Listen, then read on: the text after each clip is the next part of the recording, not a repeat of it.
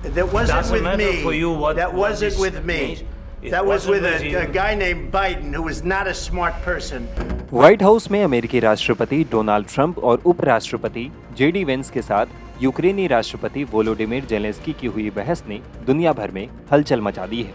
माना जा रहा था कि ट्रंप और जेलेंस्की की मुलाकात के दौरान रूस और यूक्रेन के बीच शांति को लेकर बड़ी पहल हो सकती थी, लेकिन इस युद्ध की समाप्ति की उम्मीदों को अब बड़ा झटका लगा है।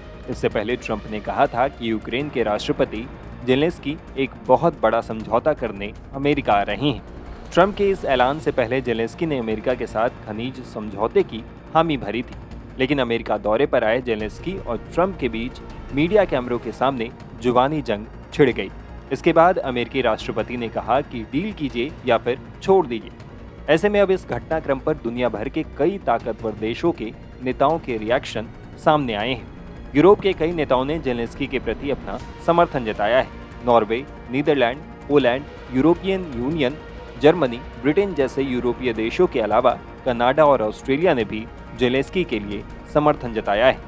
कनाडा के प्रधानमंत्री जस्टिन ट्रूडो ने एक्स पर एक पोस्ट में लिखा, रूस ने अवैध और अनुचित तरीके से यूक्रेन पर हमला किया है। 3 साल से यूक्रेन साहस और जवाबी कार्रवाई के साथ मुकाबला कर रहा है।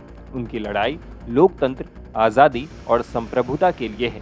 ये एक ऐसी लड़ाई है जो सबके लिए मायने रखती है।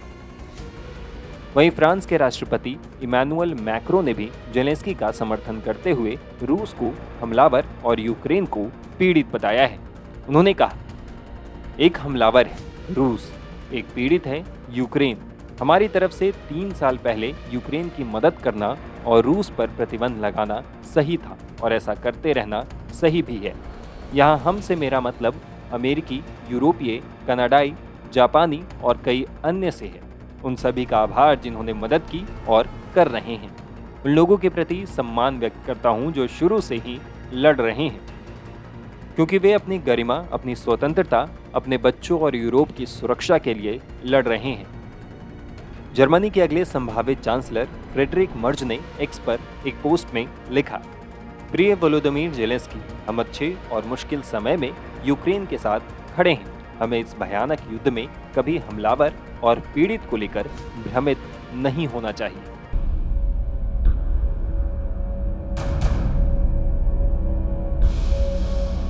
दूसरी तरफ व्हाइट हाउस ने एक बयान जारी कर कहा कि राष्ट्रपति ट्रंप और उपराष्ट्रपति वेंस की अमेरिका फर्स्ट स्ट्रेंथ को समर्थन मिल रहा है। ट्रंप और वेंस ने दुनिया को स्पष्ट कर दिया है कि अमेरिका का फायदा नहीं उठाने दिया जाएगा। कैबिनेट और पूरे देश के सांसद ये भावना जाहिर कर चुके हैं। जेलेंस्की ने बाद में फॉक्स न्यूज़ पर कहा कि हमें केवल एक न्यायपूर्ण और स्थायी शांति चाहिए, इसके लिए हम काम कर रहे हैं। उन्होंने ये भी जोड़ा कि वो ट्रंप के साथ संबंधों को सुधारने की उम्मीद रखते हैं। गौर करने वाली बात यह भी है कि ये घटना ऐसे समय में हुई है जब यूक्रेन और रूस के बीच चल रहा युद्ध अपने 4थे वर्ष में प्रवेश कर गया है। ट्रंप और जेलेंस्की की जो ये मीटिंग हुई है बहुत ही अजीबोगरीब हुई।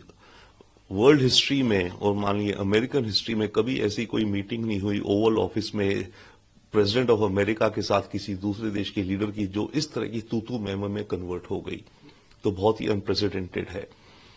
दूसरी बात, मेरे विचार से इसमें अमेरिकन डिप्लोमेसी ने गलती करी, बहुत बड़ी गलती।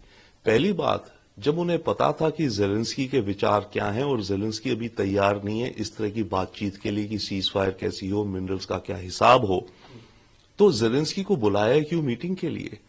देखिए, जब बड़े लीडर्स के बीच में जब मीटिंग होती है तो 80% 90% पहले होमवर्क हो जाता है उनके मिनिस्टर ऑफ फॉरेन अफेयर्स, दोनों देशों के bureaucrats, diplomats, national security advisers द्वारा।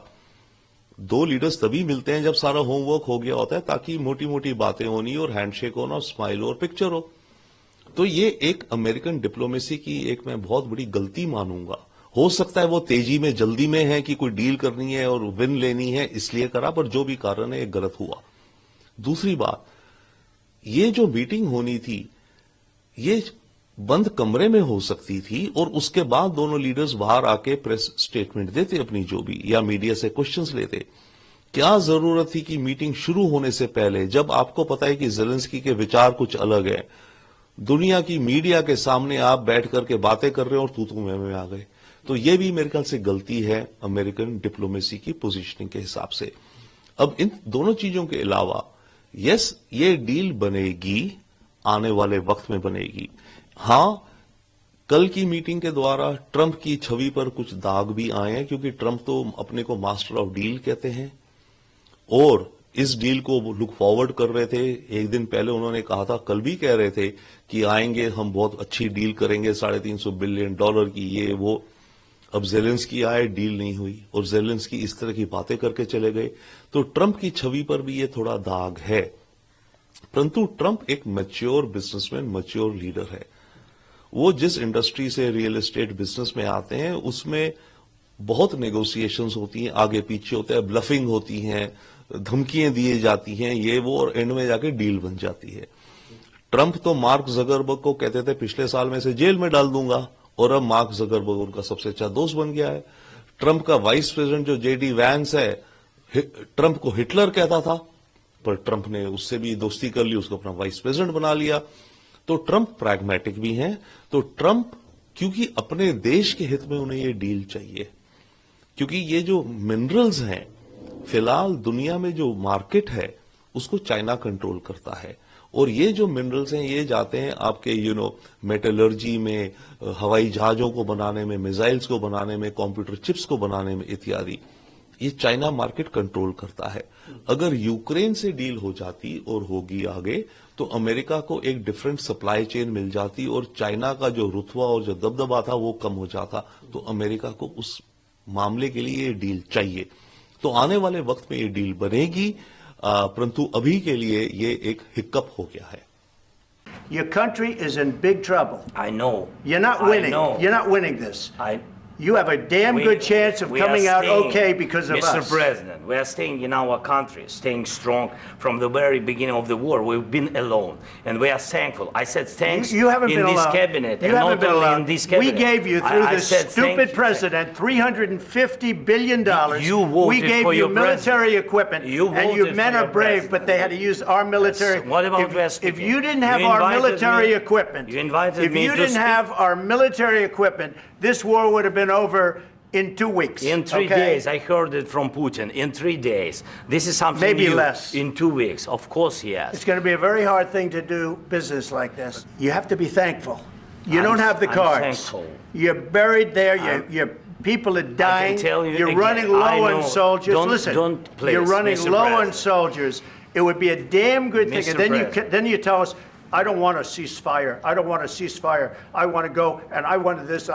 Look. If you could get a ceasefire right now, I tell you, you take it so the bullets stop flying and your men stop getting killed. Of course, we want to stop the war. But you're saying you don't want a ceasefire. But I said to you, I want a ceasefire. with guarantees. Because you'll get a ceasefire faster than an agreement. Ask our people about ceasefire, what they think. That wasn't doesn't with matter me. for you what- that what wasn't this with me. means. It That was wasn't with with you. a guy named Biden, who was not a smart person. This That is was your, with, this that was is with your Obama. president. It was your president. Excuse me. That was with Obama, who gave you sheets, and I gave you javelins.